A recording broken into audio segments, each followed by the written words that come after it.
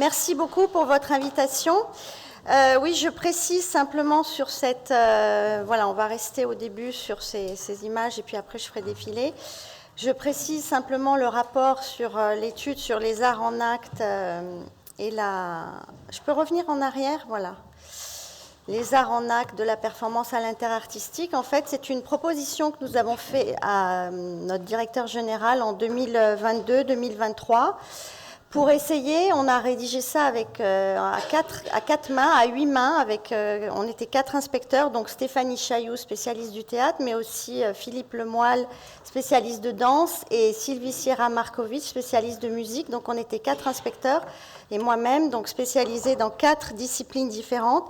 Et l'idée, c'était de trouver une culture commune, parce que vous savez qu'aujourd'hui, on a fusionné avec le théâtre, la musique et la danse, mais on a assez peu de culture commune, on a assez peu, en fait, d'habitudes de travail en commun. Et donc, il nous a semblé que ce thème de la performance pouvait répondre à cette transversalité, à cette hybridation et à ces conversations nécessaires entre les arts. Et ce que Catherine Wood, par exemple, une grande théoricienne de la performance, appelle le post-disciplinaire, la disparition des disciplines, le décloisonnement des disciplines qui amène à cette disparition des secteurs, des disciplines, des supports. Il nous a semblé que de cette transversalité et de cette hybridation pouvait naître une diversification des publics. Comme on l'a vu hier soir, grâce à la performance, le public n'est plus un public, il devient un mangeur, un expérimentateur, un acteur, il devient un emprunteur à l'Artothèque de Caen, il peut emprunter des œuvres. Ce mot public, nous le trouvons un petit peu désuet, et justement la performance peut permettre d'inventer de proposer au public d'autres formes d'action quand il visite un lieu. Alors je vais beaucoup parler de musée, mais par musée j'entends des lieux d'art, des FRAC, centres d'art, des artothèques. Donc cette transversalité, cette hybridation, cette fin des disciplines permet donc l'élargissement des publics, qui est quand même l'enjeu des 20 prochaines années avec l'arrivée de l'IA, avec l'importance du numérique, arriver à ce que le public aussi puisse être un visiteur en ligne, un habitué en ligne, voir de plus en plus de choses. Alors ce triangle, c'est ce triangle de trois domaines, le performeur, le public, la communauté, la coprésence en temps réel et le contexte forment une communauté temporaire, un triangle relationnel que Catherine Wood, à la Tate moderne, a modélisé en instituant un programme performatif très fréquenté, très aimé du grand public. Donc il nous a semblé que cette potentialité, la potentialité de la performance pouvait permettre cette intersectionnalité, cet élargissement du public, cette diversification des publics, bien sûr avec un encadrement nécessaire au niveau du care, du soin et de la médiation et de la transmission, comme nous l'avons dit hier, pour la conservation et la documentation des œuvres. Alors, dans notre rapport, nous avons fait un historique de la performance et en fait, on a été surpris de voir que la performance commence à la fin du 19e, au moment des impressionnistes, avec le groupe des Incohérents, qui est un groupe très irrévérencieux qui regroupe des poètes, des journalistes, des peintres comme Jules Chéret ou poètes comme Alphonse Allais, qui organisaient des bals, des banquets, des expositions dans des lieux qui n'étaient pas des lieux d'art et qui aujourd'hui est reconnu comme trésor national. Ensuite, nous arrivons à 2 temps très importants, qui est les avant-gardes russes. Alors, je défile vite, parce qu'on ne pourra pas tout détailler. Voilà, Alphonse Allais. Ensuite, on a toute une période où la performance est très, très importante, avec toutes les avant-gardes européennes, que ce soit Dada, le futurisme, le Bauhaus. Je ne sais pas si vous avez vu l'exposition Kandinsky en ce moment à la Philharmonie de Paris, où on voit ses liens avec Schoenberg, on voit sa collection de manifestes Brutis, sa collection de disques. Donc Kandinsky, Kurt Schwitters aussi, qui avec l'Oursenat réalise les premières performances d'imitation des chants d'oiseaux. Donc vraiment la période des avant-gardes est très très importante en Europe pour la performance, où on retrouve cette transversalité, ce décloisonnement des arts entre la musique, la danse, avec Oskar Schlemmer, au Bauhaus. Donc la performance est très pluridisciplinaire à cette époque-là. C'est bien sûr le cabaret Voltaire, Dada qui se développe aussi bien à Zurich, à Hanovre et aussi à Paris avec Marcel Duchamp et Picabia, justement, Marcel Duchamp, qui est quelqu'un qui a aussi beaucoup œuvré pour la performance en entretenant ce rapport entre l'objet et la performance. Dans les années, ensuite dans notre historique, nous avons abordé les années, voilà, Oskar Schlemmer au Bauhaus, Kurt Schwitters, l'Oursenat. Alors évidemment, toutes ces initiatives se sont un peu perdues parce qu'à l'époque, il n'y avait pas de documentation qui se faisait. Donc il y a beaucoup de choses qui sont de l'ordre de récits, de documents. Il y a une perdition de l'information. Et puis la deuxième période très importante pour la performance, c'est les années 50-60. Notamment aux États-Unis avec le Black Mountain College, où beaucoup d'artistes européens viennent aux États-Unis pour redévelopper cette intégration des arts, cette démocratisation des arts. Et quelque part aussi en France, on a le rôle d'André Malraux avec son musée imaginaire. On peut dire que le musée imaginaire, c'est le premier musée performatif, puisqu'il nous invite dans son musée imaginaire, dans les voies du silence, à imaginer des œuvres qui migrent et à imaginer notre propre imaginaire. Donc nous devenons une sorte de curateur numérique, de concepteur de formes qui se mixent. Et il y a cette idée déjà avec le musée imaginaire de Malraux d'un art non matériel, d'un art performatif à travers les images, à travers la migration des images. C'est une image circulante susceptible de provoquer de nouveaux regards et de nouvelles significations.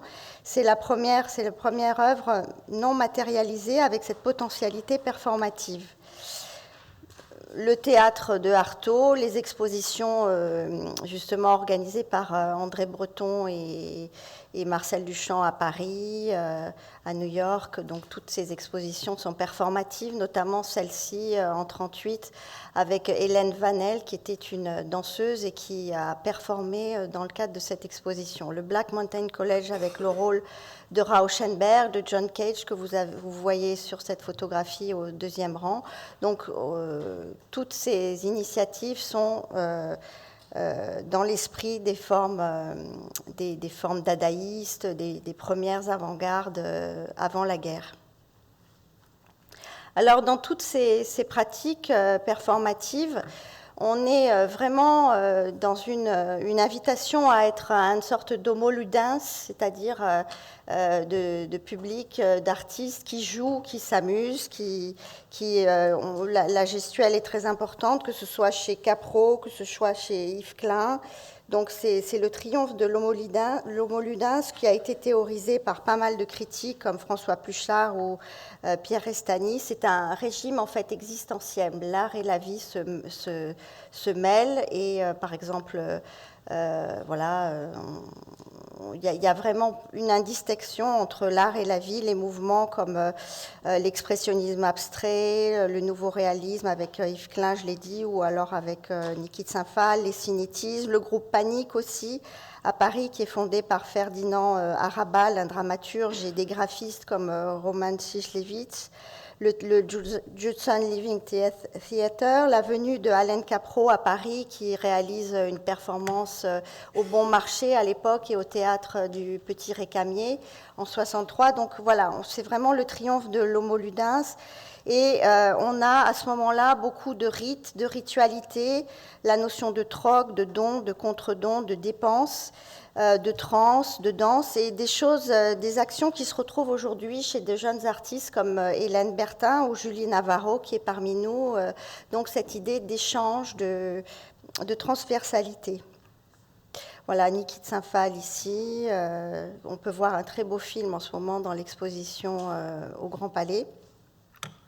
Alors, si dans les années 1910, 1920 et les années 50, on voit que c'est vraiment des mouvements, des ismes, des mouvements bien constitués avec des critiques d'art, avec des manifestes, avec de la théorie, on voit que dans les années 2000, on a affaire beaucoup plus à des individualités. Alors, excusez-moi, j'ai oublié de parler, il y a une petite parenthèse qui est très importante dans les années 70, avec l'émergence de personnalités comme Gina Pan, Marina Abramovic, Orlan, Vali Export, Yoko Ono, Yayoi Kusama, et puis donc des artistes qui vont défendre le féminisme, la censure, l'écologie.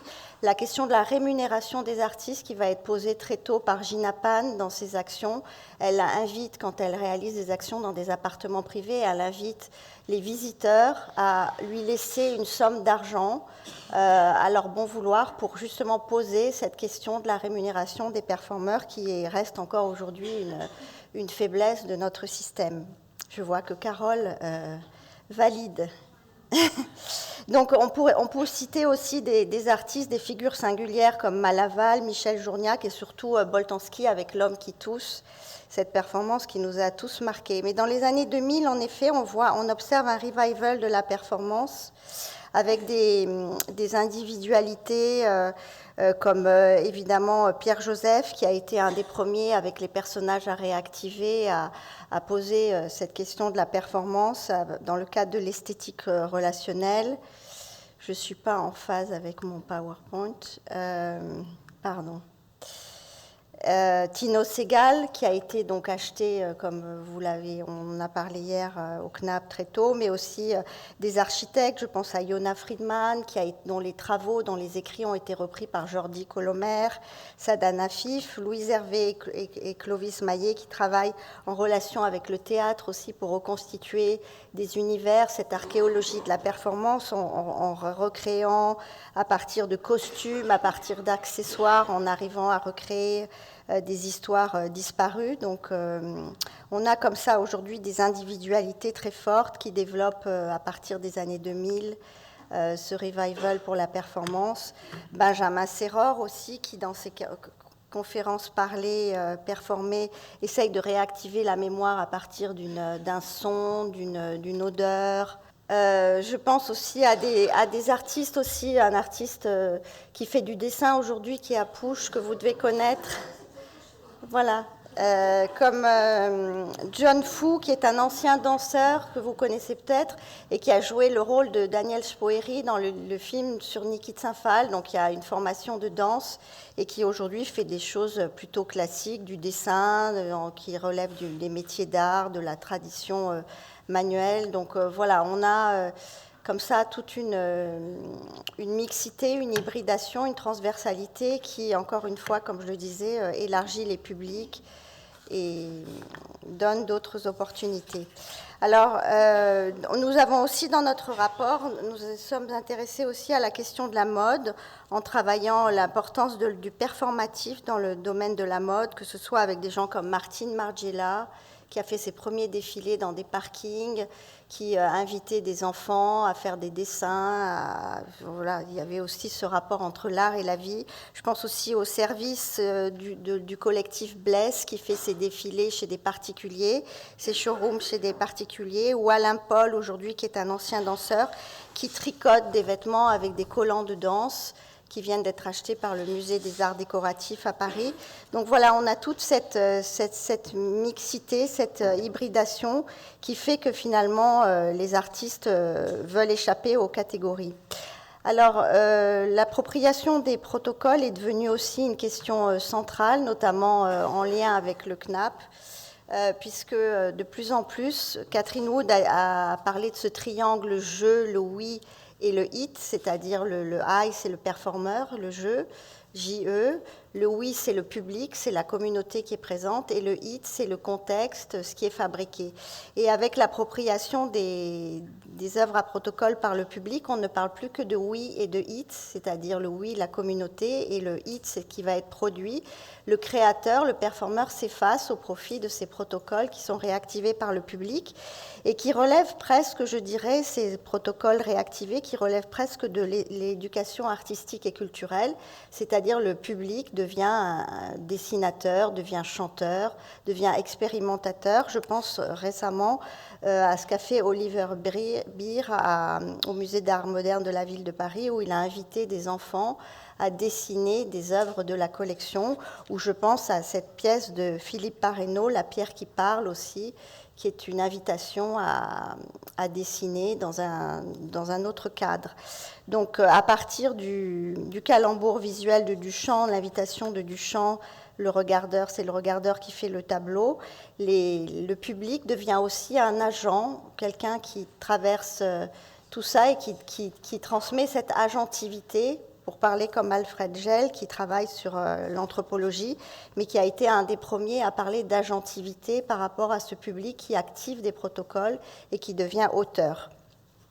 Une idée de co-création qu'on retrouve aussi dans la Gestalt, c'est une thérapie dans laquelle le patient est au même niveau que le thérapeute. Donc on a comme ça dans les années 50-60 l'émergence de ces pratiques co-créatives que les œuvres à protocole et les institutions vont pouvoir développer et instituer cet art transversal qui est un outil de démocratisation où l'autorité de l'institution, l'autorité de l'auteur, l'autorité du sachant est mise au même niveau que celle du public. Et il y a ces questions d'hospitalité, d'hybridation qui provoquent une dilution de l'autorité. Et finalement, c'est là qu'on voit que le public est amené à se diversifier et à expérimenter ses propositions. Nous avons aussi, enfin, dans la quatrième partie que je vais aborder, c'est l'institutionnalisation de la performance dans les années 90. On commence à acheter de plus en plus de performances dans les institutions. Les deux musées qui ont été pionniers pour l'achat de la performance, c'est le musée d'art contemporain de Lyon.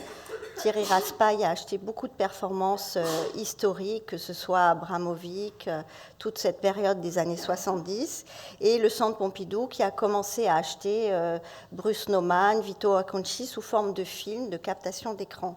Et c'est surtout dans les années 2000 que des véritables performances vont être achetées, des œuvres immatérielles.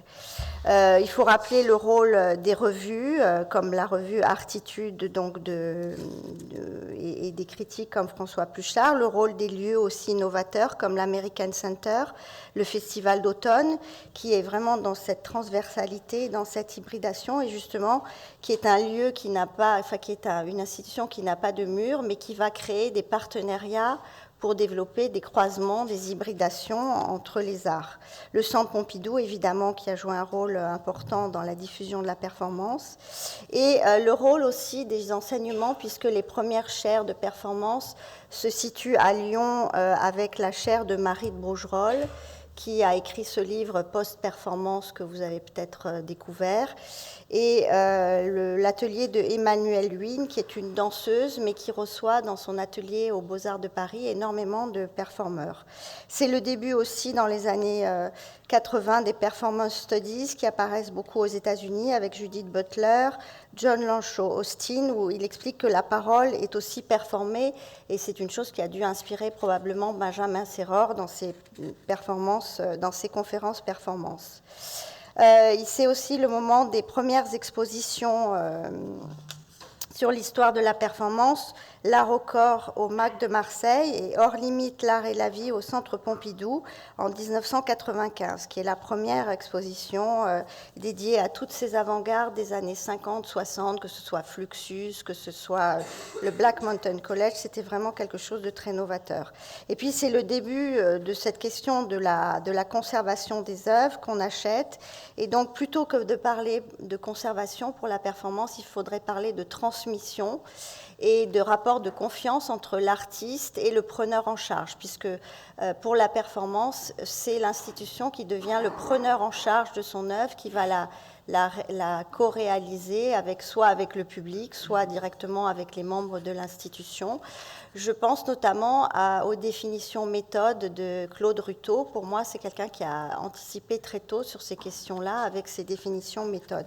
Mais il y aurait plein d'autres exemples à donner, mais vraiment, je crois que la notion importante à retenir, c'est cette question de transmission plutôt que de conservation, d'où la nécessité de conserver le maximum de récits, de documents, de visuels, de courriers, d'archives. Mais c'est vraiment cette culture de la transmission qu'il faut mettre en place pour la conservation des œuvres et cette transmission qui est aussi importante dans l'encadrement du public quand on active des protocoles, puisqu'il faut encadrer quand même ces activations de protocoles.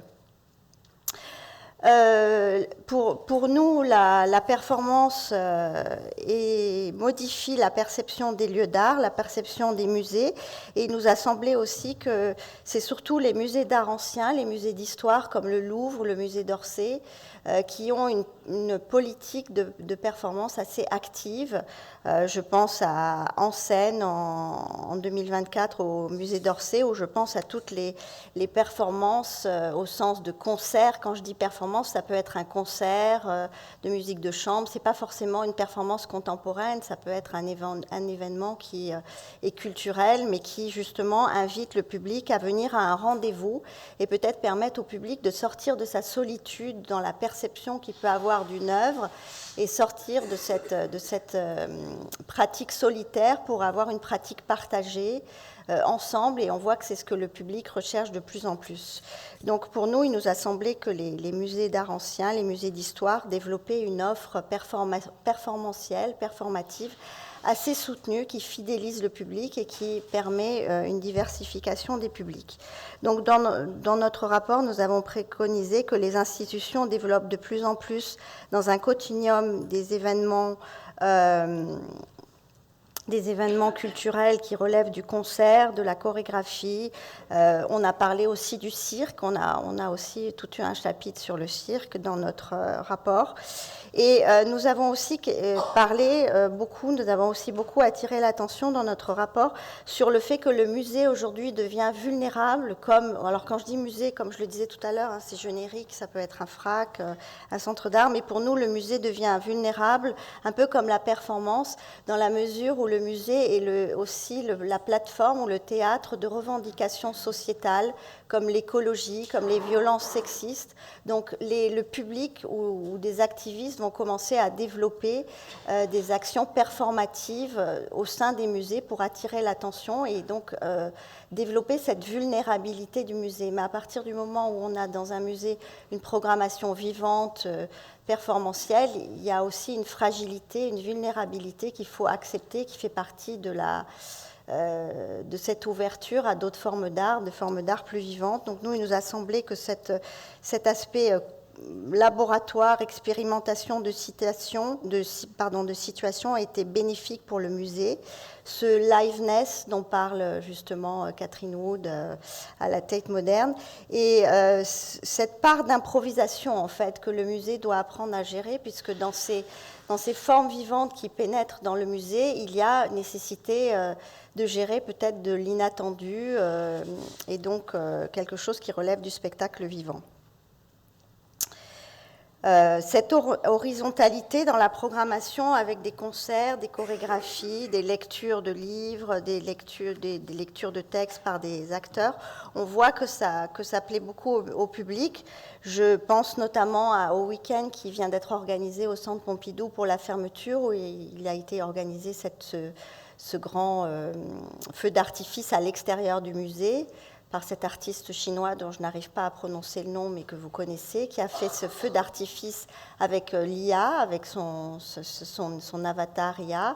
Et ensuite, pendant 2 jours, le Centre Pompidou, qui était vidé de ses collections, est devenu le théâtre de concerts, de rock, de danse, de patins à roulettes. Le public s'est vraiment approprié le lieu et beaucoup de choses ont été faites et on a vu le succès énorme de cette manifestation.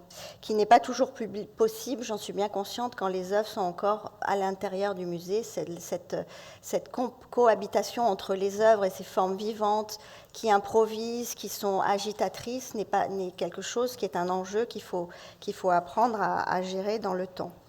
Il nous a semblé que la performance peut devenir un outil pour réparer le social dans une horizontalité avec les collectifs, le public, les travailleurs du musée et les communautés extérieures. Enfin, nous avons préconisé, c'est ma dernière partie, nous avons préconisé des recommandations, mais pour que ces recommandations se mettent en place, nous allons lancer des groupes de travail et des formations, groupes de travail auxquels vous êtes invités même à participer en ligne, que vous soyez artiste, professionnel de musée ou simple expérimentateur dans un lieu. Nous voulons mettre en place des groupes de travail en 2026 sur ces questions de porosité, d'hospitalité, puisque très souvent les dispositifs existent, mais on s'aperçoit que dans les dispositifs, notamment en DRAC, quand vous demandez l'aide à la création en DRAC, quelquefois, si votre dossier est trop performatif ou trop théâtral, le pôle art visuel va dire non, ça c'est pour le spectacle vivant. On aimerait que ces réactions, ces cloisonnements disparaissent, comme je l'ai dit, puisque historiquement, les artistes les ont fait tomber, les ont fait disparaître. Donc plus d'hospitalité, plus de porosité, mettre en place une rémunération pour les performeurs et pour les interprètes. Ça, c'est le grand chantier, puisqu'aujourd'hui, il n'y a pas de statut reconnu et protégé pour ces acteurs qui relèvent ni du spectacle vivant et qui relèvent plus de l'art contemporain, mais on n'a pas encore d'outils adaptés. Donc et puis c'est pas les mêmes circuits de légitimisation, c'est-à-dire on est légitimé dans l'art contemporain, mais on n'est pas légitimé dans le spectacle vivant. C'est très difficile d'être légitimé dans les deux espaces. Il y a une artiste qui sort de l'atelier d'Emmanuel Huynh, que vous connaissez peut-être, Beryl Coulombier, qui essaye d'avoir un pied dans chaque secteur, mais c'est quelque chose encore de complexe, de fragile. On veut travailler aussi, on a proposé comme solution pour que la performance ait une place plus importante, plus officielle, de créer des résidences de performeurs.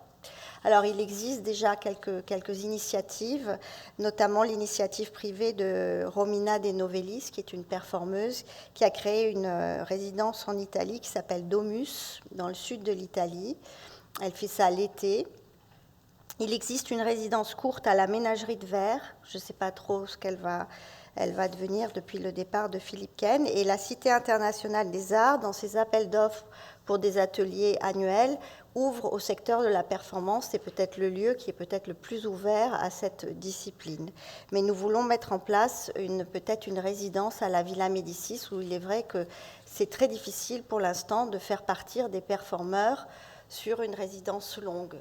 Il n'y a pas encore cette idée que la résidence nécessite, le travail de performeur nécessite un temps long et additionnel. On est plutôt sur des formats courts. Donc on voudrait mettre en place quelque chose de différent à partir de ces initiatives privées ou en tout cas dans le secteur du spectacle vivant, comme la Ménagerie de Verre. Et enfin, par rapport à cette question de l'institutionnalisation de la performance, nous nous sommes aperçus qu'il y a un gros problème d'indexation de la performance et d'historisation de la performance sur les bases de données que sont Vidéomuséum. Je pense que vous connaissez Vidéomuséum. C'est une base nationale qui s'appelle aussi Navigard, dans laquelle il y a 75 institutions françaises qui se réunissent et qui chaque année versent leurs acquisitions en ligne. Et c'est accessible aux professionnels, mais il y a aussi une base qui est accessible au grand public. Et l'indexation des œuvres sur Vidéomuséum, sur Navigard, n'est pas harmonisée avec celle du générateur, des performances sources, qui regroupe le spectacle vivant et dont s'occupe quelqu'un ici, Madame Barbu, je crois, que j'ai vu hier dans un atelier, qui travaille aussi au CNAP. Donc on voudrait harmoniser toute la sémantique autour de la performance, parce qu'au départ, quand nous sommes partis de ce mot-clé performance que nous avons introduit sur Vidéomuséum, nous avons trouvé 125 œuvres, ce qui est rien du tout. En réalité, il y a à peu près sur Vidéomuséum plus de 1600 œuvres qui relèvent du performantiel et de la performativité, de ce que j'ai appelé tout à l'heure ces hybridations, cette transversalité. Donc il y a un gros travail d'harmonisation au niveau de l'inventaire, de la sémantique, pour que tout ça puisse être davantage valorisé et mis en ligne. Et voilà, je crois que ça fait partie des chantiers, des principaux chantiers que nous voulons lancer par le biais de ces groupes de travail et de ces formations auxquelles vous êtes bienvenus. Et si vous n'habitez pas Paris, peut-être en distanciel, puisque le numérique nous permet ces facilités. Voilà, je vous remercie. J'espère que j'ai été dans les temps et je suis prête à répondre à vos questions.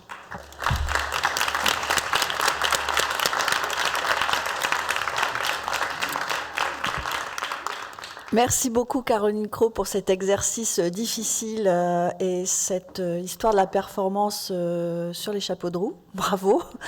On a le temps pour des questions à Caroline Cros avant la prochaine table ronde. N'hésitez pas. Si je peux... Pardon.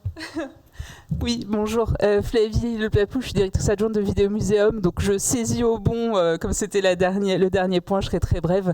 On a beaucoup travaillé ensemble justement avec Caroline pour un petit peu lever les obstacles déjà pour permettre la rédaction du rapport et on était très heureux d'être associés. Et effectivement, il y a un énorme manque de ce point de vue-là puisqu'il y a la difficulté que les institutions renseignent le domaine des nominations de l'œuvre qui entre en collection et on n'a pas toujours le reflet du fait que ces œuvres sont le résultat d'œuvres performatives.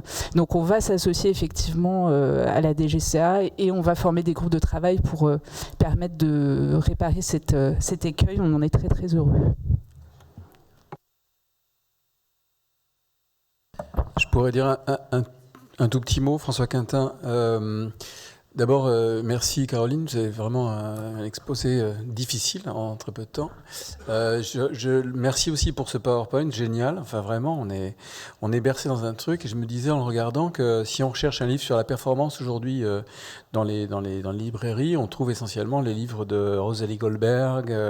C'est un point de vue situé très très américain et dans une esthétique qui finalement est très très différent de tout ce qu'on voit ici et je me dis que quelque part il manque peut-être un livre qui soit situé depuis notre endroit aussi sur ces sujets-là parce que toute cette esthétique finalement c'est la même qu'on retrouve 10 ans plus tard à Performa et Boris Charmatz voilà ou Tarek Atoui ou plein d'autres effectivement ils appartiennent à une scène qu'on peut tout à fait aussi revendiquer donc je me dis que peut-être on serait fondé d'avoir une publication sur la performance depuis notre point de vue.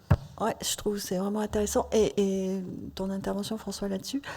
Caroline, peut-être vous pouvez repréciser comment on peut avoir accès à ce rapport que vous avez coécrit avec Oui, Stéphanie. alors en principe, il est en ligne sur le site du ministère, mais on peut peut-être refaire un envoi qui passerait par vous pour l'adresser aux participants de ces journées.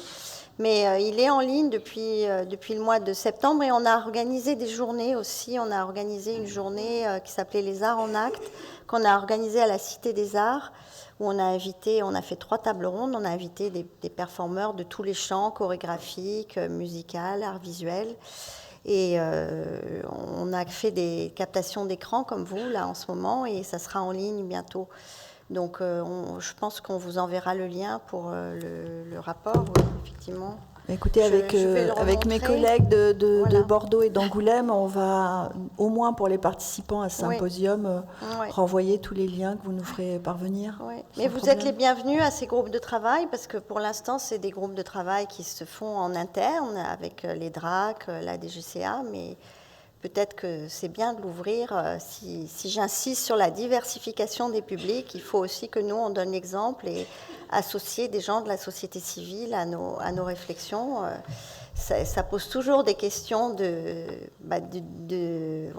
d'éthique et de gestion de l'ouverture à ces formes vulnérables, mais je pense que le jeu en vaut la chandelle. Donc, vous êtes les bienvenus. Pour continuer la conversation, moi je suis vraiment ravie enfin d'avoir toute cette concentration sur les formes performatives parce qu'il est temps en fait, c'est super. Et il y a une question qui est quand même fondamentale et je me demande comment on peut la faire peut-être avancer, c'est celle de l'économie, effectivement, des formes immatérielles et performatives parce qu'effectivement il y a 2 statuts, le statut d'artiste-auteur d'une part et le statut intermittent d'autre part qui sont très peu pour eux. C'est vraiment une question de fond. Et cette question quand même des statuts, j'ai l'impression qu'elle serait... c'est vraiment un chantier en soi et je me demande quels outils, peut-être comment on pourrait faire avancer aussi les choses du côté des métiers, quoi, du métier de performeur qui est toujours pas, comme tu disais... qui n'est pas un statut en soi, mais qui est quand même, par exemple, moi je suis artiste-auteur, je suis rattachée à l'URSSAF artiste-auteur. Quand je travaille avec des performeurs dans le champ du musée ou de la galerie, la plupart du temps ils sont intermittents, ils sont employés par ce statut-là.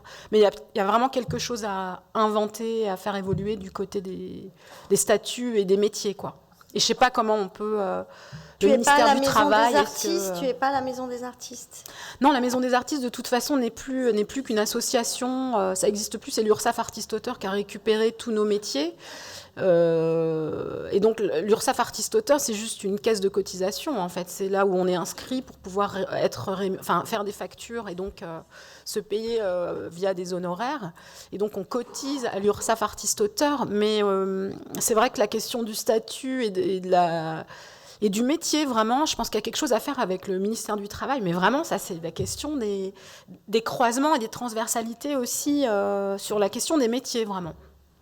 Et donc de l'économie. Mais pour tout le monde, hein, parce que pour une structure, c'est aussi compliqué d'inviter des performeurs et de payer tous les performeurs. Enfin, il y a vraiment quelque chose à conscientiser du côté de l'économie aussi, de ces formes performatives. Très, très concrètement, ce que tu poses, c'est toute la complexité de cette jungle qui est aujourd'hui le statut de l'artiste-auteur, et la complexité que tu cites par rapport aux structures qui sont obligées de prendre souvent une licence d'entrepreneur du spectacle, elle n'est pas comparable à celle d'un parcours professionnel qui oblige beaucoup d'artistes à gérer un double statut, monter des sociétés de production pour pouvoir développer effectivement à la fois l'aspect rester dans le champ des artistes-auteurs et avoir après un double statut, soit via une société de production, soit indépendamment, pour pouvoir effectivement avoir accès. Alors à l'intermittence du spectacle, c'est quasiment impossible parce que le nombre d'heures est trop conséquent. On peut regarder en Belgique ce qui se passe avec les coopératives, même si c'est, de mon point de vue, ça peut s'interroger aussi sur une logique qui devient vraiment néolibérale, mais je ne vais pas ouvrir la polémique. Enfin, c'est déjà fait, ça y est, trop tard. Mais voilà, on peut... Enfin, franchement, je pense qu'effectivement, cette question-là, elle est très vivace dans le champ de la performance. C'est très clair, oui.